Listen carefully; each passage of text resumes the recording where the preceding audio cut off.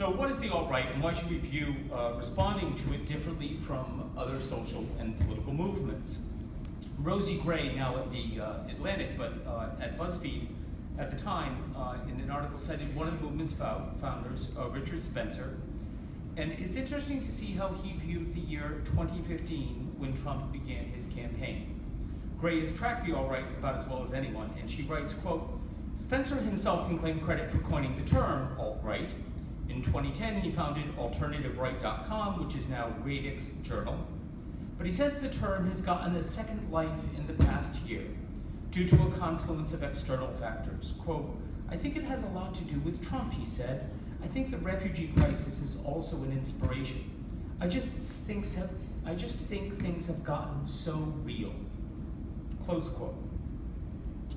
What Spencer terms the refugee crisis was always real for the refugees, but it was never real as a problem for facing Americans, except and only insofar as we have done too little to help those poor suffering souls displaced by violence and poverty, sometimes violence and poverty that our country has been involved in creating.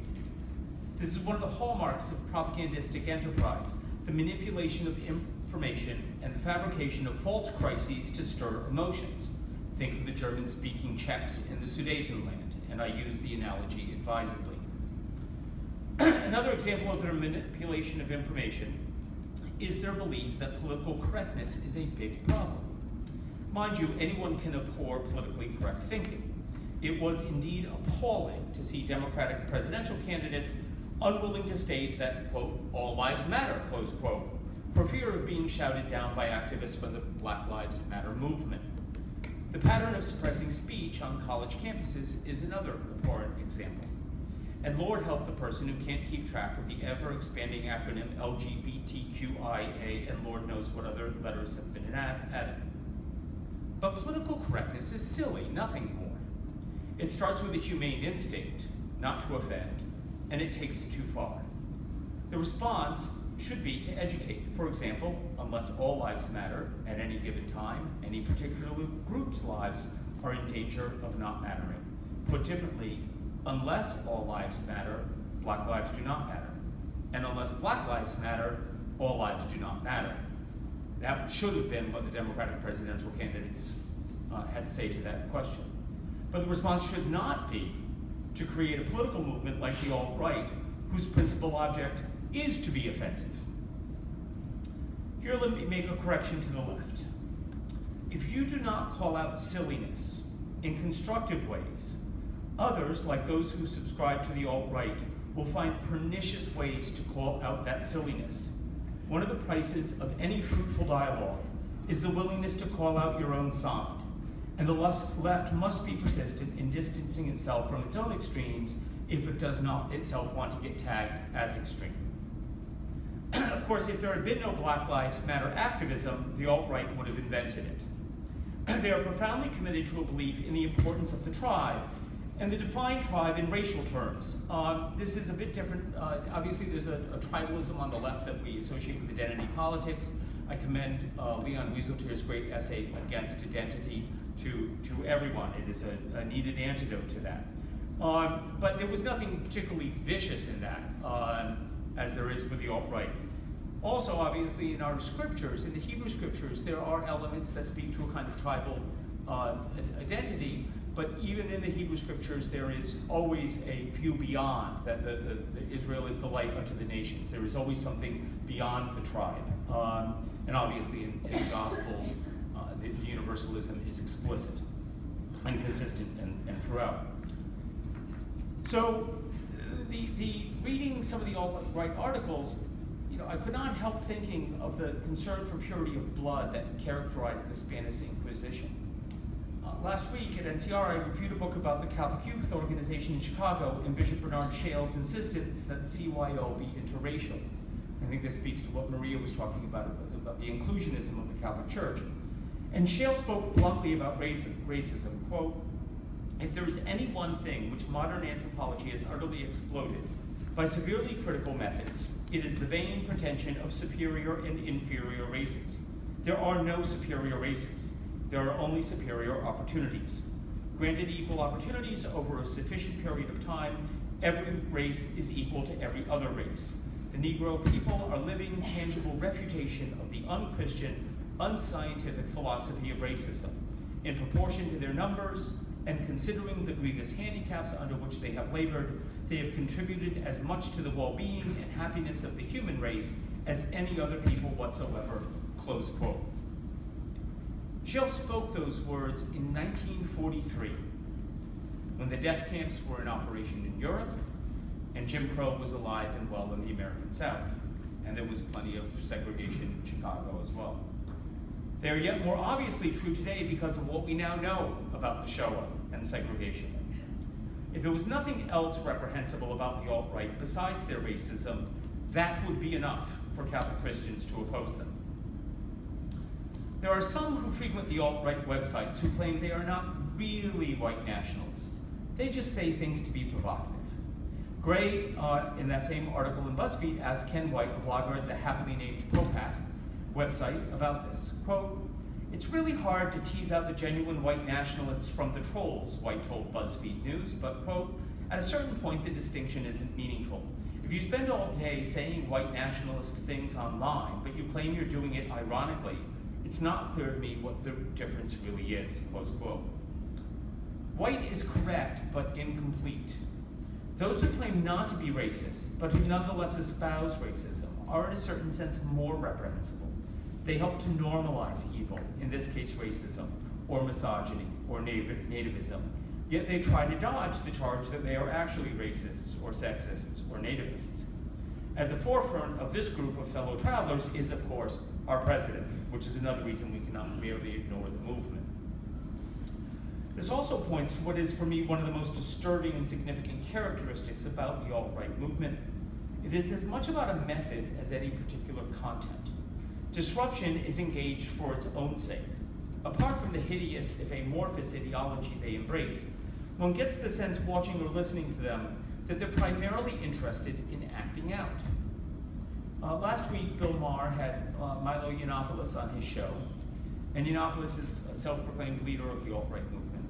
Watching him, I couldn't suppress the sensation that he was first and foremost a spoiled brat, desperately trying to say anything that might shock his audience, and so garner their attention. Certainly no thought that came from his lips would warrant any attention. If he were a one-off, we could dismiss him, hopeful that the less attention paid to him, the sooner he would exit stage alt-right. He evidently did take a step too far this week, which is advocating for pedophilia, and happily was disinvited from the CPAC convention. And that one more thing I'll add, it's not in my text. The Bill Maher interview, go back and watch that. It was disgusting. Bill Maher also has this desire to shock, and was normalizing Yiannopoulos even while he would occasionally call him out. And I think Maher should also be called out for that. Unfortunately, Mr. Yiannopoulos, although uniquely bizarre, is not a one-off. This really is a movement we're talking about. And it may be small, it may be known mostly for living on the internet, but it's trafficking in a set of ideas and attitudes that are deeply dangerous, and I don't think it can be ignored. They claim to be inspired by a set of ridiculous and meandering thoughts collected under the title, The Dark Enlightenment. They believe democracy is hollow and should be replaced by an authoritarian state. They denounce egalitarianism as a false principle of social life. There's a lot of jargon about data-driven analysis and the great potentialities of the internet, but at root, they are opposed to the Enlightenment and its most illustrious child, liberal democracy. They are not the first, but it would be a slur to de Maistre to compare these intellectual dilettantes to him. But we in the Catholic intellectual world need to brush up our understanding of the Enlightenment, including the close study of its critics, its real critics. I would submit that the first book on everyone's reading list, I've already mentioned Leon's, should be Isaiah Berlin's Three Critics of the Enlightenment. Your copy of it should be well dog-eared. Berlin looked at Heyman and Herder and Vico, who were genuine scholars with important reservations about the Enlightenment. Berlin deals with those reservations sympathetically, though obviously not uncritically, and fashions a defense of liberal democracy, which has its limits from the standpoint of Catholic social doctrine. But if nothing else, familiarity with the work of these critics, as well as of Berlin's defense of liberal democracy, will show what a real critic of the Enlightenment looks and sounds like instead of these ingenues pretending to have serious ideas. I need not recapitulate for this audience the developments in Catholic social doctrine in the past 50 years, in which we see an ever greater appreciation for the value of democracy. At Vatican II, with both Dignitatis Humanae and Gaudium et Spes, the Church's commitment to human rights and democracy was worked out in terms of doctrine. This development began at the practical level even before it took root at the doctrinal level. At the website of our archives here at Catholic University, you'll find issues of the Treasure Chest, a comic book series begun in 1946 and developed by the U.S. bishops at the behest of the Vatican, which was concerned that young Catholics come to appreciate the value of democracy.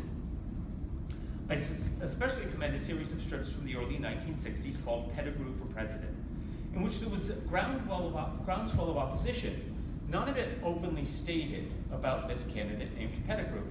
And in the final strip, it was revealed that Pettigrew was black.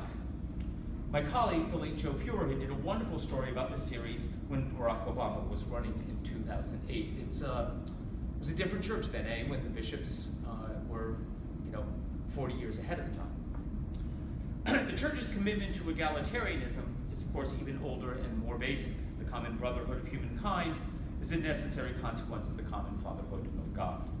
Of course, in the long history of the church, we have observed that commitment as often in the breach as not.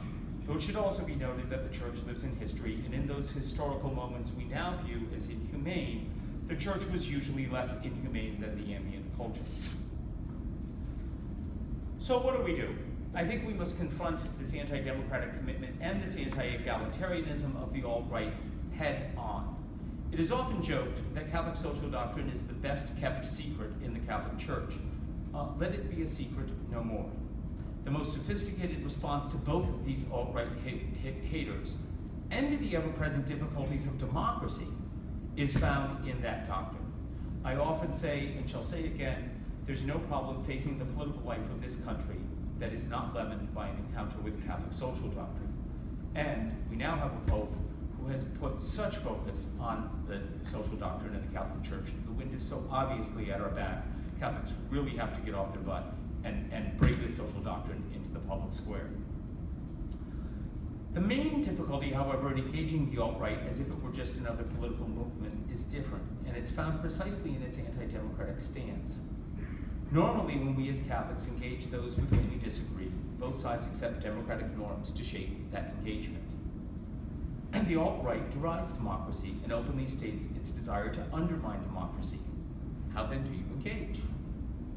Pope Francis likes to say that in the political and social realms, and even in the ecclesiastical, we need dialogue, dialogue, dialogue. But as if he knew I had to give this talk, a few weeks back the Holy Father issued a warning. Citing the biblical story of the fall, he said, "The serpent, the devil, is astute, but you cannot dialogue with the devil." I believe that there's real evil in the beliefs espoused by the alt-right. But I also believe that we cannot allow them to frighten us out of our commitment to free and open debate and dialogue, just as we cannot let terrorists frighten us into abandoning our commitment to privacy rights and an open society. And we certainly can't ignore them nor minimize the threat they pose. I've been reading, at Maria's recommendation, The Dark Valley by Pierce Brent, in a history of the 1930s. And it's frightening to see how many well-intentioned politicians, acting on the basis of sound values and respectful of democratic norms, failed to perceive the threat posed by the rise of fascism, and by the time they decided to take action, it was too late. In confronting the alt-right, then, we must stipulate each and every time that there is an imbalance in the discussion, that they do not share our commitment to democratic processes or values, and that this imbalance is the frame in which each and every particular discussion takes place. We must state clearly and each and every time that debate presumes equal partners to the debate, and that we are committed to the belief in the essential equality of all, even while our interlocutors from the alt-right are not so committed. When they traffic in lies, we must state that's a lie and demand evidence for the claim. We must beware of the tricky way they fabricate evidence. We must each and every time make sure that we do nothing to normalize their views, but identify just how hateful and beneath contempt those views are. This week we saw this with the immigration orders. There's not an immigration crisis in this country unless you're an immigrant, forced to live in the shadows. It is not a matter, as the administration has said all week, of merely enforcing the law. The law is broken. You don't use a broken knife to cut a steak, even a Trump steak. Right? So this has been created, not for nothing. This evidence, and they tried out these poor families who've been victimized by someone who did not have papers, who committed a felony. Who, by the way, Barack Obama deported those people also. So the entire thing is fabricated to what? To stir up emotion. There's no real problem to be addressed. This is a really frightening pattern that we're seeing in this administration.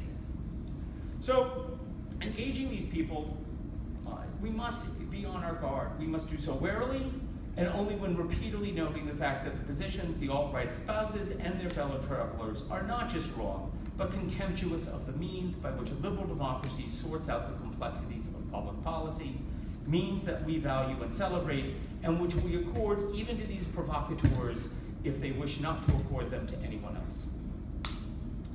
In the BuzzFeed article I cited previously, Rosie Gray also makes another important point about the group, one that cannot be overlooked when thinking about how to respond. Quote, the alt-right's real objective, if one can be identified, is to challenge and dismantle mainstream conservatism, she notes. It is especially incumbent then upon our conservative Catholic friends to stand up to these racist, misogynist nativists. There's a precedent, and conservatives like precedents. In 1962, William Buckley denounced the John Birch Society and convinced most mainstream conservatives to do likewise.